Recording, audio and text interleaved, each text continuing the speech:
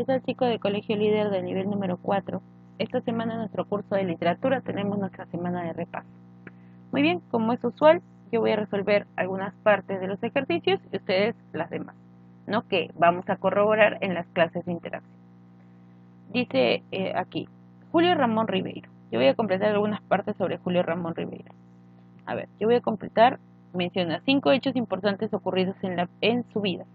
Bueno, un hecho importante fue la muerte de su padre. Lo afectó mucho y complicó la situación económica de su familia.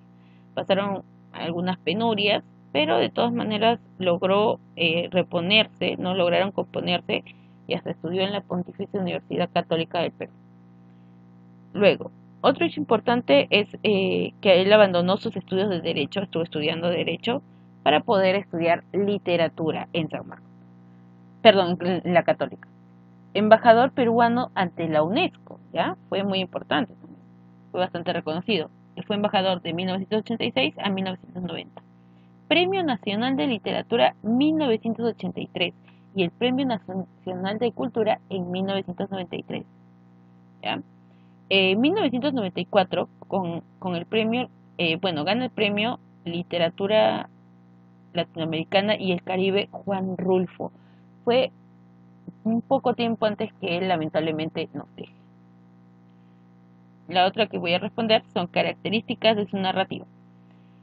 Él utiliza personajes marginales, ¿no? No solamente al migrante, sino que tiene como personajes principales a personas que padecen bastante.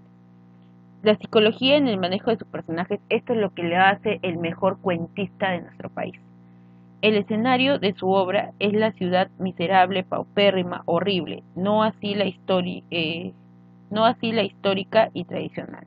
Él ve lo peor, ¿no? Porque él dice que Lima, ¿no es cierto? La ciudad es como si fuera una enorme mandíbula que se traga a las personas infaustas, ¿no? Las personas desgraciadas que están pasando por lo peor. Destaca dos mundos, la oficialidad versus la marginalidad.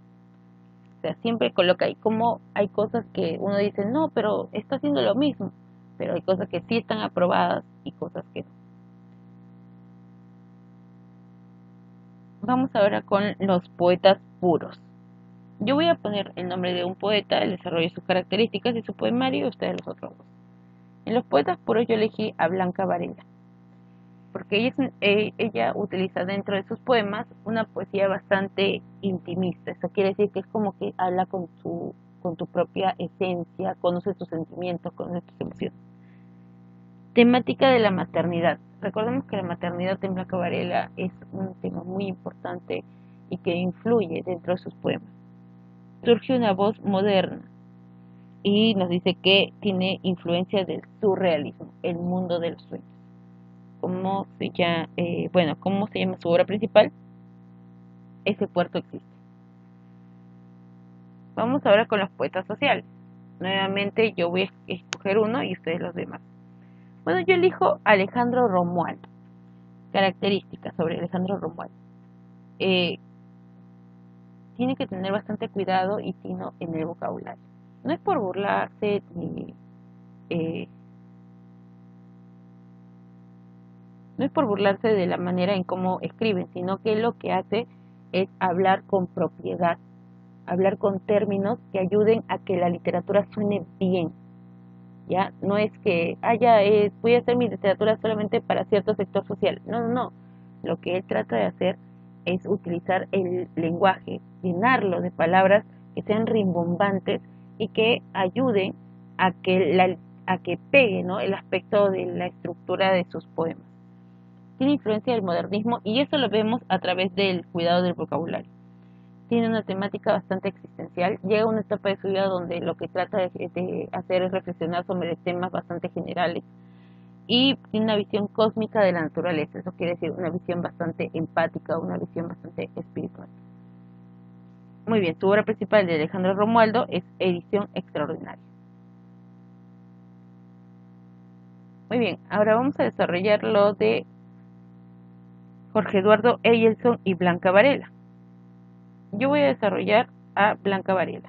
Tengo su primer poemario, Ese puerto existe, obtuvo el premio Octavio Paz de poesía y ensayo en el año 2001, que es uno de los más importantes. Ella era amiga muy cercana de Octavio Paz también, y estudió en la Universidad Nacional Mayor de San Marcos.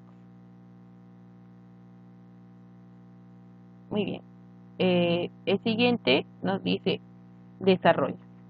Yo voy a desarrollar los tres primeros y ustedes todos los demás. Dice, 1. Mencionar 5 cuentos importantes de Julio Ramón Ribeiro. Bueno, Los gallinazos sin plumas, que es su primer cuento, importantísimo. La insignia, otro cuento interesante. La botella de chicha, que habla sobre la marginalidad en la ciudad. El doblaje, que tiende a tener algo de fantasía. Y los merengues. El siguiente, ¿no? A ver, la número 3. Menciona qué poetas de la generación del 50 han recibido el Premio Nacional de Poesía.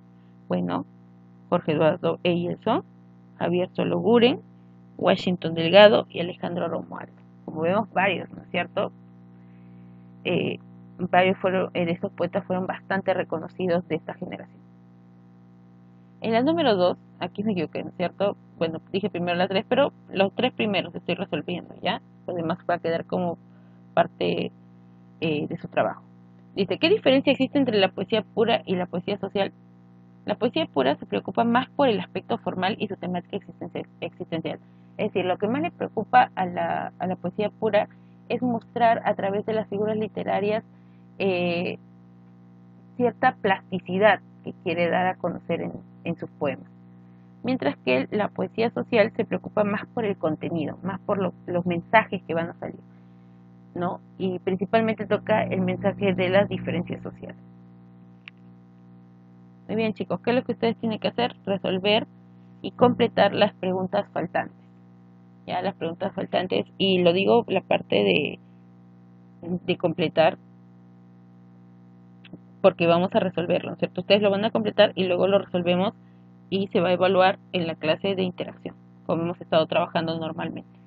De tarea tienen en el libro la lectura, las preguntas, y en el cuaderno van a elaborar un cuadro comparativo de Carlos Germán Belli y Pablo Guevara.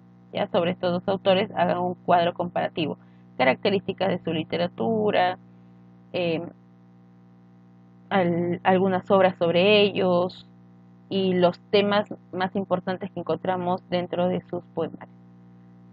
Bien, chicos, entonces esos han sido nuestros primeros temas recordando este bimestre y ha sido nuestra semana de repaso.